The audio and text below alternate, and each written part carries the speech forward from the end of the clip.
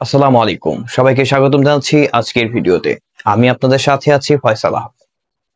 আজকে আমি কথা বলবো এটিএম আজহারুল ইসলামের বিষয় নিয়ে।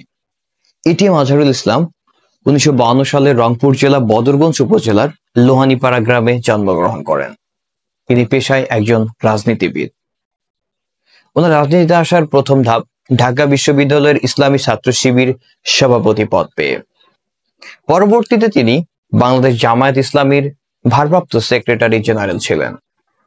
তবে দুঃখের বিষয়, 2012 সালে মুক্তিযুদ্ধে মানবতাবিরোধী অপরাধের অভিযোগে তাকে গ্রেপ্তার করা হয় এবং তাকে কারাগারে পাঠানো হয়। এই কার্যক্রম পরিচালনা করেছিলেন তৎকালীন সরকার বাংলাদেশ আওয়ামী লীগ। তবে সুখের সংবাদ হচ্ছে, আমাদের জন্য সুসংবাদ হচ্ছে, 2025 সালে 27 মে উচ্চ আদালতের আপিলের ভিত্তিতে খালাস পেয়েছেন এবং তিনি এই মুহূর্তে এটিএম আজহারুল ইসলাম এই মুহূর্তে মুক্ত বাতাসে ঘুরে বেড়াচ্ছেন।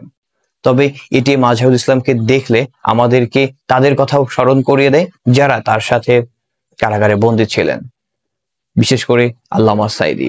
আজকে যদি আল্লামা সাঈদী বেঁচে থাকতেন, হয়তো এটিএম আজহারুল ইসলামের মতো তিনিও মুক্ত বাতাসে ঘুরে বেড়াতেন এবং আমাদেরকে আরো দিনের কথা বলতেন, আরো ইসলামের কথা বলতেন, আরো সঠিক পথ দেখাতেন।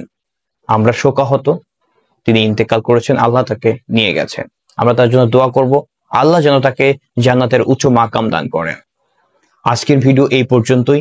ভিডিওর মধ্যে যদি কোনো ভুলভ্রান্তি হয়ে থাকে অবশ্যই আমাদেরকে জানাবেন, আমরা পরিবর্তন করার চেষ্টা করব এবং সেটা শুধরে নিব। ভিডিওটা ভালো লাগলে অবশ্যই সাবস্ক্রাইব করবেন এবং আমাদের সাথে থাকবেন। ধন্যবাদ সবাইকে। আসসালামু আলাইকুম।